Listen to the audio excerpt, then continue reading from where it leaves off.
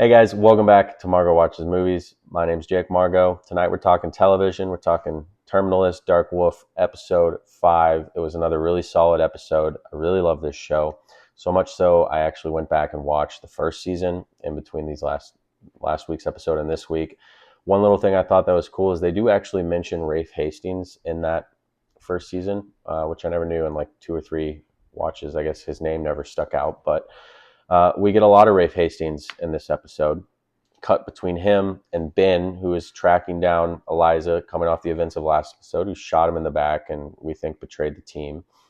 And like the wolf he is on the hunt, boy, does he find her quick. I mean, real quick. It's a phone call with Haverford, the CIA head, their leader of the team, Bunny Colvin from The Wire.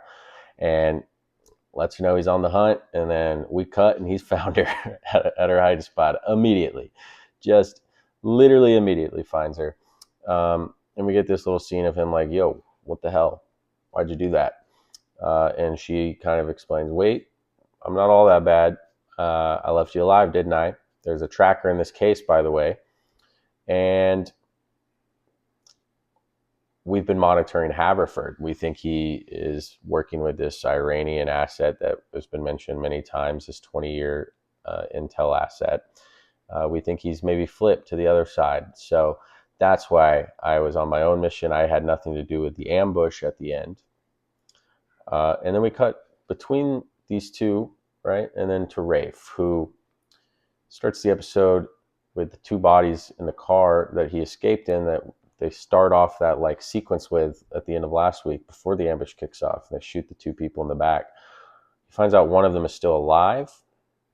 So he does what any good agent would. He takes him into a cabin in the middle of the woods and proceeds to violently interrogate the gentleman about why that happened, what about the ambush, who are you working for, that kind of deal. And the episode then bounces between these two. And we get a really great action scene with Ben and Eliza at this hotel where he's found her, where basically 24 guys bust in. You can tell the actors put a lot of time and training into making their movements and handling of guns as authentic as possible. And I thought it was a really kick-ass action scene. It kind of broke from the formula that's worked really well the last few weeks of like methodically building up to this explosive last act set piece of the episode. We got a really good action scene at the start. It really kind of set the stakes for what was to come. They kill a lot of people. Ben does most of the heavy lifting, but and they get out because they're badasses. And we come back to Rafe, and we get some really good backstory with Rafe in this interrogation. We learn a little bit more about where he grew up, why he kind of became the man he was, the hunt, the enjoyment as he's kind of telling this gentleman about himself into how he's going to torture him. And you get a good sense of where Rafe's morality is, because the last few episodes has been him focusing, looking outside of the mission, going, why are we doing this? What purpose is this serving? Is it for the greater good? Yada, yada. Right? And you wonder, is Rafe cold-blooded enough to interact within this world of no rules, within the gray, outside of the military, where there's clear set cut rules and there's order. In this gray world of espionage, is he cold-hearted enough? And we learned tonight he very much is, to a point, right? When he thinks he has an enemy that's done his team, his unit harm, he is merciless. And he proceeds to brutally interrogate this guy. And we get a pretty good reveal in that, where we find out the guy is actually, is it BFD, German intelligence, who's very much an ally of the CIA in the USA. It's their intelligence apparatus. It's their CIA. It's their Mossad. And immediately after witnessing how cold-blooded he's been, it's like the wind gets knocked out of him. He realizes, it's kind of like the Anakin, like, what have I done? And I thought it was really great acting, man. I really love Rafe as a character. I thought he was really cool tonight. It was a very brutal, kind of hard to stomach deal, similar to like episode 4 of season 1 of The Terminalist, where Chris Pratt's torturing the guy who killed his, you haven't seen it, I won't say anything, but uh, you know what I'm talking about if you have. And yeah, it's a brutal aspect of this episode, and then it's interspersed with Ben and Eliza kind of like working their way to this other city in Germany. I'm pretty sure they're trying to link up with the other female Mossad agent, and we get one scene with her, and it seemed a little out of place. Like, I would have preferred if the episode just stayed completely committed to Rafe and their storyline, instead of just kind of randomly interjecting this like B plot into the episode, which is her staking out this big hulking German dude who looks like a pulling guard in the NFL, just 295 of all muscle, breaks into his apartment to and extract some data off of his computer. Notices a camera, as we noticed the camera, the audience, and exactly what you think would happen happens. He comes bursting through the door, and you have this brutal fight to the death, just complete anything it takes to survive. And I do think there's some suspension of disbelief required there that you haven't necessarily had to have as much in this show that's been relatively grounded for like an espionage show. It's just hard to imagine a 120-pound girl actually beating a guy in close quarters, hand-to-hand combat, especially of this size and stature with forearms, this big. But it was still a well-done scene. She utilizes the environment enough to where you could maybe, with the suspension of disbelief, be like, okay, it's not like show ruining for me or anything. But it was a well done, well choreographed fight scene. It's just hard to buy into it that she ends up winning, but she does.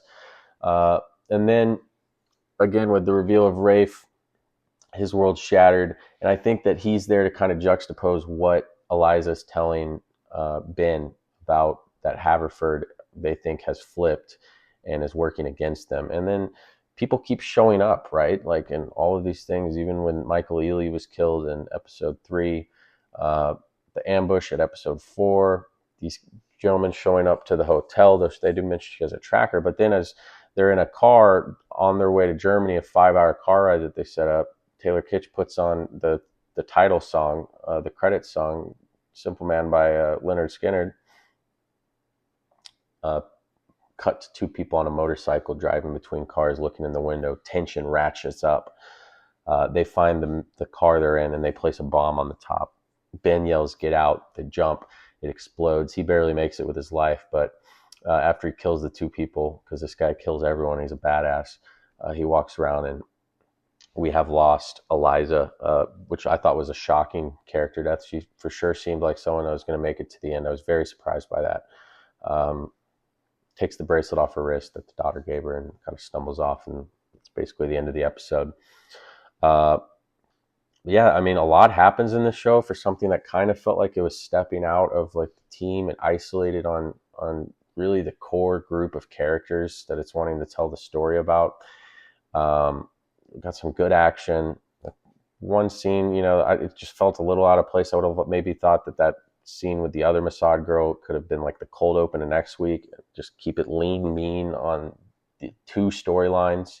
I think it would have been a better episode, possibly a great episode. But it was still really, really enjoyable. Enjoyed it a lot. I got a lot out of it, so I'll still give it a 7.5. Hopefully, there's we really keep this stride going, because it's just been nothing but good to great episodes the entire season for me. So I think that's a great season of television. So yeah, 7.5. And then I'll just address real quick on my little soapbox here. If you don't want to watch, you don't have to. But it was a pretty tragic day today. Whether you like the guy or not, whatever your political beliefs are, very sad to see Mr. Kirk, Charlie Kirk, get assassinated at an event that is designed for people to participate in open forum debate, a Socratic seminar of sorts.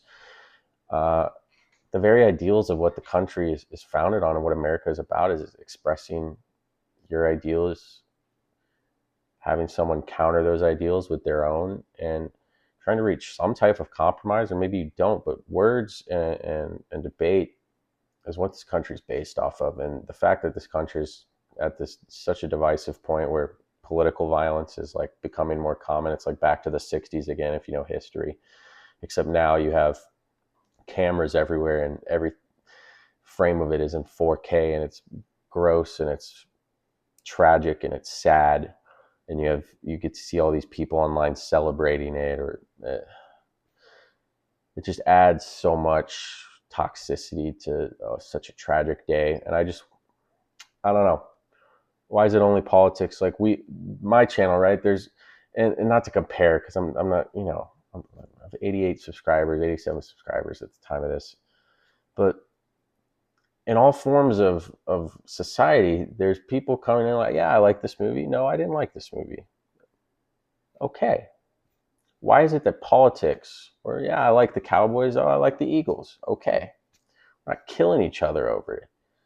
Why is it that politics has such a constricting, just toxic nature to it, where people just get so enraged? And I've been part of that too. I guess it's like you feel like it affects your livelihood, society. But I mean, the guy didn't deserve that, whether you like him or not. I didn't realize he was 31 years old, same age as me, basically. It just kind of hits home. Guy had 3-year-old, 1-year-old kids, a wife that loved him, man of God. It's a really tragic, sad day. And, if you believe in that type of stuff, maybe we all say some prayers for the family, for the country to heal, because it's terrible. But anyways, I'm off my soapbox. Let me know what you guys thought of the episode below. Sorry to end it on a somber note, but it was a somber day. But as always, guys, thanks for tuning in. My name is Jake Margo. This is Margo Watches Movies. We'll see you next time, hopefully under happier circumstances.